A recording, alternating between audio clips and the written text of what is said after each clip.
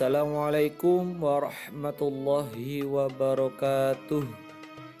Selamat datang di channel Rahmat Eko Sugiarto. Tema kali ini yakni berperilaku taat pada peraturan. Sebelum kita memulai pembelajaran, marilah kita berdoa. Bismillahirrahmanirrahim. Allahumma inna nas'aluka ilman nafi'a wa amalan mutaqabbala wa rizqan halalan tayyiba. Amin. Amin ya Rabbal alamin.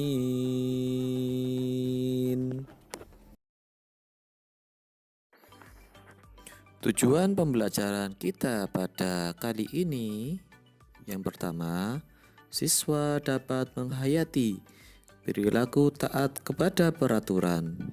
Yang kedua, siswa dapat membiasakan berperilaku taat kepada peraturan. Yang ketiga, siswa dapat menjelaskan pengertian dan pentingnya taat kepada peraturan. Yang keempat, siswa dapat menjelaskan dalil Al-Quran dan hadis yang terkait. Yang kelima, siswa dapat menerapkan pada kehidupan sehari-hari.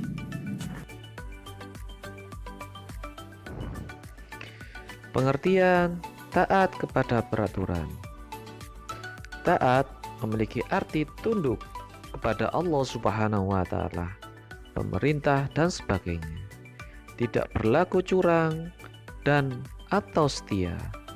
Aturan adalah tindakan atau perbuatan yang harus dijalankan.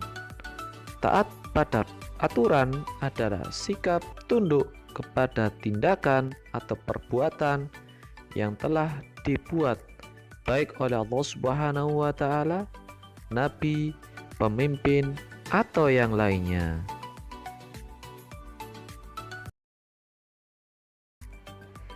Di Al-Quran, surat An-Nisa ayat 59 diterangkan, A'udzu billahi minasyaitonir rajim. Bismillahirrahmanirrahim. Ya ayyuhalladzina amanu athi'ullaha wa athi'ur rasula wa ulil amri minkum. فَإِن تَنَازَعْتُمْ فِي شَيْءٍ فَرُدُّوهُ إِلَى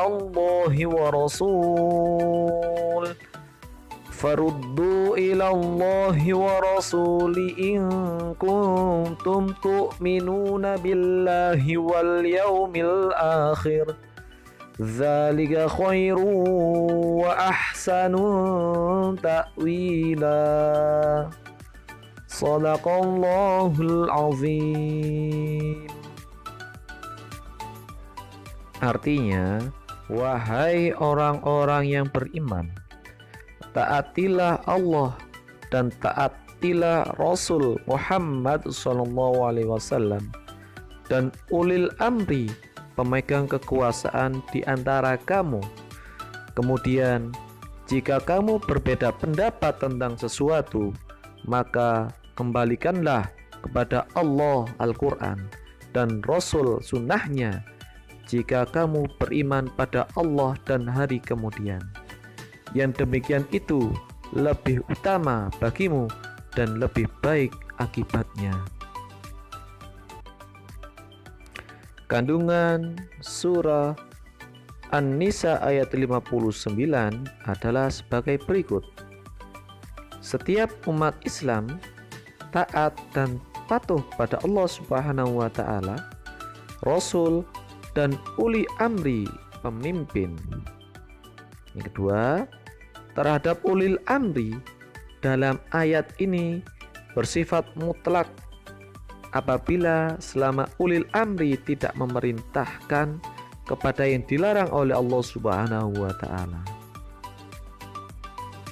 Kandungan yang berikutnya yakni jalan yang terbaik menyelesaikan perselisihan dalam suatu urusan, maka harus kembali kepada Allah dan Rasul-Nya.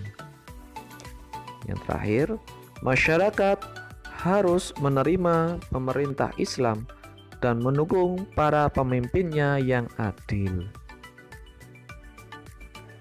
Berikut adalah asbabul nuzul Quran surat An-Nisa ayat 59.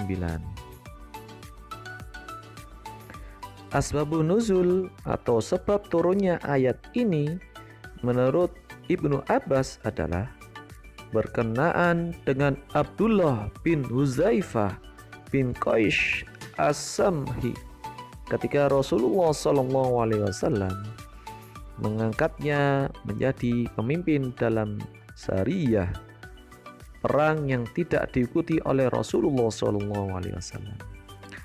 As-Sadi berpendapat bahwa ayat ini turun berkenaan dengan Amr bin Yasir dan Khalid bin Walid ketika keduanya diangkat oleh Rasulullah SAW sebagai pemimpin dalam sariyah. Quran surat An-Nisa ayat 59 memerintahkan kepada kita untuk menaati perintah Allah Subhanahu wa taala, perintah Rasulullah SAW dan ulil amri.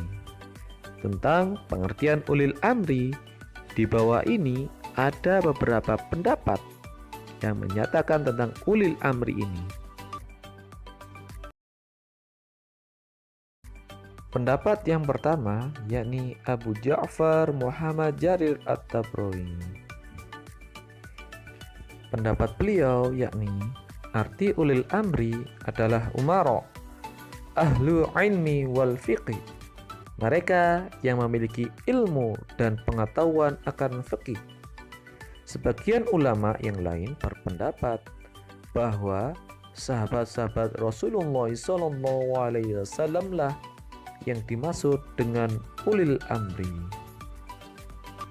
Pendapat yang berikutnya dari Al-Mawardi.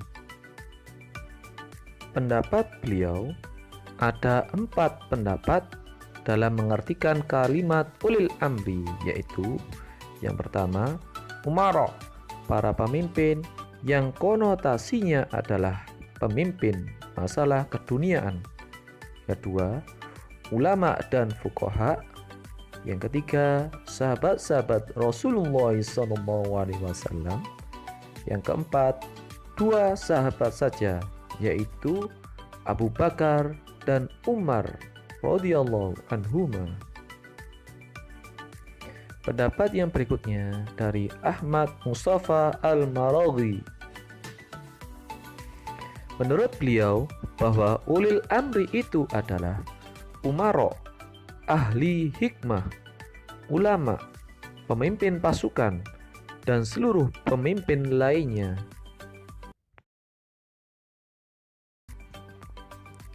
Hadis dan contoh perilaku yang terkait.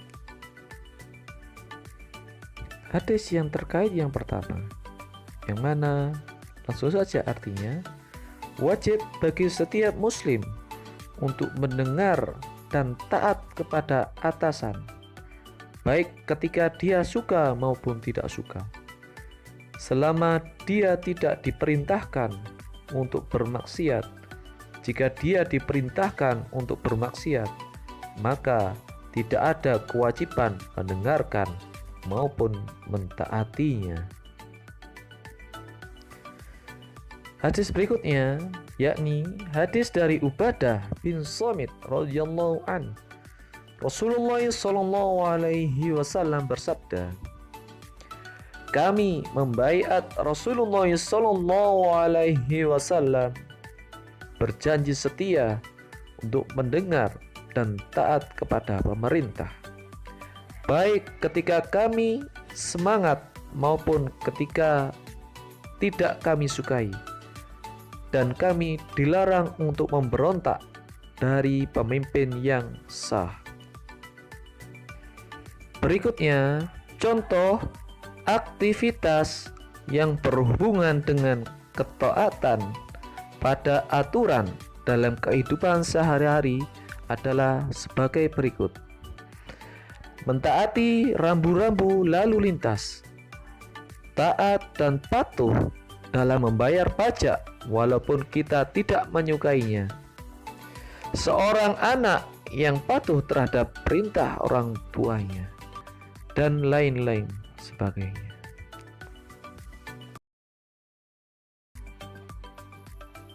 Alhamdulillah, sekian materi untuk hari ini. Apabila ada pertanyaan, silakan isi di kolom komentar.